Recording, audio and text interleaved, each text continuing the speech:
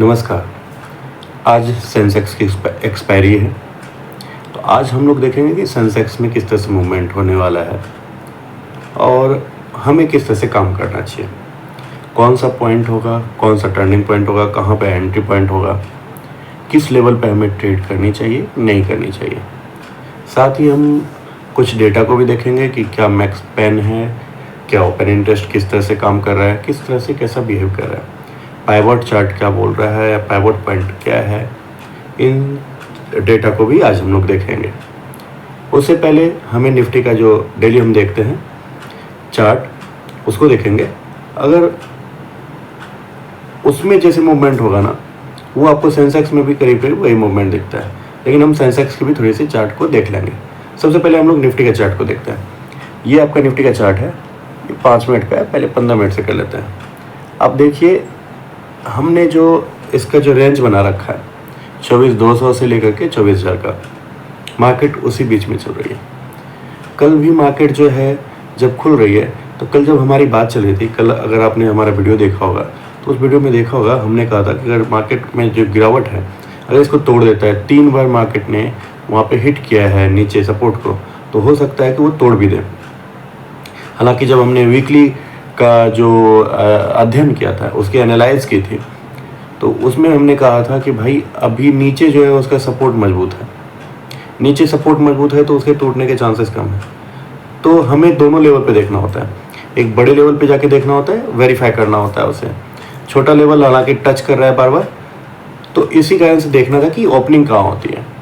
तो ओपनिंग क्या हुआ कि ओपनिंग नीचे नहीं होगी, कि मैंने कहा था कि अगर 24,000 के नीचे ओपनिंग होती है, याद कीजिए एक दिन पहले की वीडियो में कहा था, इससे एक दिन पहले की वीडियो में, कि 24,000 से नीचे की ओपनिंग होती है।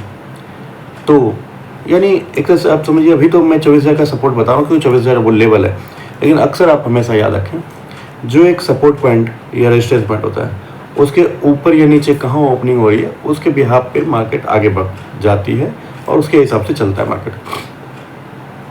तो उसी पे मैंने कहा था कि 24,000 से नीचे हो गया तो नीचे ओपनिंग, नीचे जाएगा मार्केट, वहाँ से फिर उसको ऊपर आने के लिए दिक्कत हो जाएगी। लेकिन ये ओपनिंग ही हो रहा है आपके 24,000 से ऊपर। अब देखते हैं कि 24,000 से आपको मार्केट ऊपर ओपनिंग होता है, यहाँ पर 24,000 से ऊपर होता है, और इसी कारण से जब ये इस रेंज में आ गया तो ये फिर जाएगा ऊपर की तरफ, रोज की तरह ये ऊपर की तरफ गया, और एक ही 15 मिनट का कैंडल ने इसे सीधे 24,200 के आसपास पहुंचा दिया। फिर 24,200 के आसपास ये जाकर के अटक गया अपने रेंज पे, क्योंकि ऊपर मैंने बताया था कि ऊपर का जो रेजिस्टेंस है वो काफ़ी मजबूत है। 2 बार वहाँ पर भी मार्केट ने हिट किया है उस रेंज में, और वहाँ पे एक रिवर्सल आता है, और रिवर्सल उसे नीचे फिर एक तेज़ गति से ले आता है, एक मूवमेंट आता है। हालांकि ये मूवमेंट जो है आपको आज बहुत जल्दी मिल गया था, 12:30-1 बजे के आसपास ही मिल गया था। तो इस तरह का होता है, कभी कभी 3 बजे दे रहा था, कभी इस बार जो है 12:30 बजे के आसपास मूवमेंट आ गया, लेकिन वो बहुत तेज मूवमेंट। तो रिवर्सल पे हमें थोड़ा सा फोकस करना है। अब आज क्या है, आज के बारे में देख लेते हैं। ये तो यही बात हो गई कि हमारे रेंज के अंदर में है। सिंपल सी बात है, अगर रेंज के अंदर में है, कहाँ पे मार्केट ओपन हो रहा है, रेंज के अंदर वही है, 24,000 के नीचे ओपन होता है या 24,000 के ऊपर ओपन होता है, क्योंकि मार्केट फिर से उसी जगह पे बंद हुआ है जो परसों बंद हुआ था। यानी कि अगर आप देखें तो मंगलवार को जिस दिन जगह पे बंद हुआ, वो बुधवार को भी उसी जगह पे करीब करीब बंद हुआ है। देख पा रहे होगे ना, देख पा रहे हो, यहाँ पे बंद हुआ है, आज भी यहीं पे बंद हुआ है। वो ओपनिंग पे डिपेंड करता है, सवेरे सवेरे ओपनिंग कैसे होती है।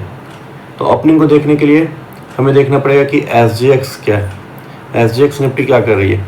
SGX निफ्टी कहाँ, गिफ्ट निफ्टी जो है 24,106 पे चल रहा है, 64 पॉइंट ऊपर है।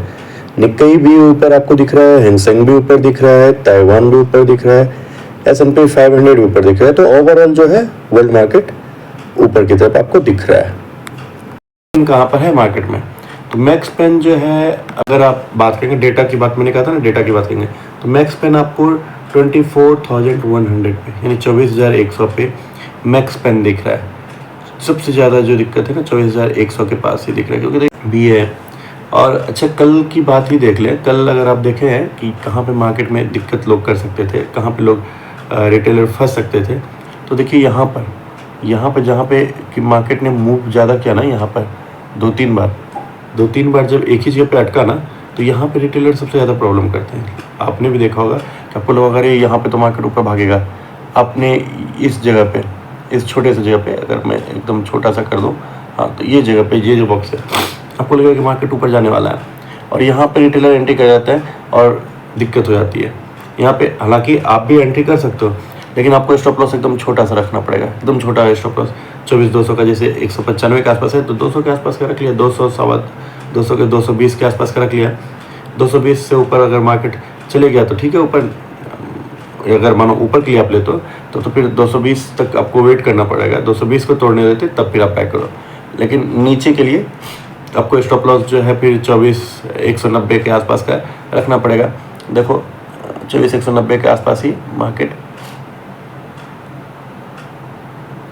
यहाँ पर 24,190 के आसपास से इसने देखो तोड़ना शुरू किया। रिवर्सल सबसे ज़्यादा पता क्या है, बिना रिवर्सल या किसी तरह के कोई भी क्लियर इंडिकेटर के बिना आपको आगे नहीं बढ़ना है। जो रिटेलर अक्सर गलती करते हैं कि छोटा सा एक ग्रीन दिखा या एक रेड दिखा, उसके भी आप पे वर्क करना शुरू करते हैं, तो उस पर नहीं करना है। एक कंफर्मेशन जरूर देखना चाहिए। तो ये है, आज भी वही देखना है कि कहाँ पे मार्केट ओपन होता है। अगर मानो 24,000 से ऊपर ओपन होता है तो फिर वही 24,200 के बीच में रेंज में रहेगा, फिर उसको देखना पड़ेगा कहाँ पे ये मूव जाके करता है। और अगर 24,000 से नीचे आता है तो फिर नीचे देखेंगे। चलिए एक बार सेंसेक्स का भी थोड़ा सा देख लेते हैं हम लोग।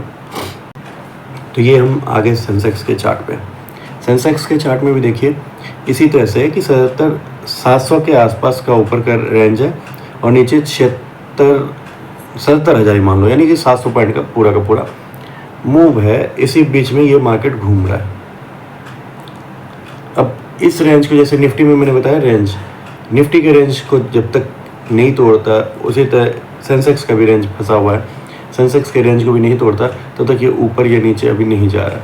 इसमें भी ओपनिंग कहाँ पे होती है, वही सेम चीज़ है। सेम देखो चार्ट है एकदम पूरा, आप अगर देख पा रहे हो तो सेम ही तरह का चार्ट है। किसी तरह से ओपनिंग होती है, एक ही चार्ट में एक ही कैंडल ऊपर ले आता है, फिर एक ही बार वहाँ से रिवर्सल इसी तरह का आता है और नीचे आता है। तो आपको यहाँ पे भी वही वेट करना है, उसी तरह से देखना है। तो सेंसेक्स भी उसी तरह से चल रहा है। तो आज एक्सपायरी का है, हो सकता है कि मूव में नीचे या ऊपर कहीं तोड़ जाए।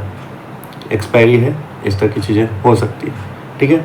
तो इसकी एक्सपायरी पे भी देखेंगे हम लोग और हम फिर देखेंगे कि कल इस पर किस तरह से मूव करता है और आप कहाँ पे फंसे, कहाँ पे सुधार हुआ। अगर आपको कुछ इसमें कोई चीज़ चाहिए, नया चीज़ चाहिए कि कुछ आप और जानना चाहते हो तो उसके बारे में आप कमेंट कर सकते हो, बता सकते हो, मैं उसे बताने की कोशिश करूँगा। धन्यवाद।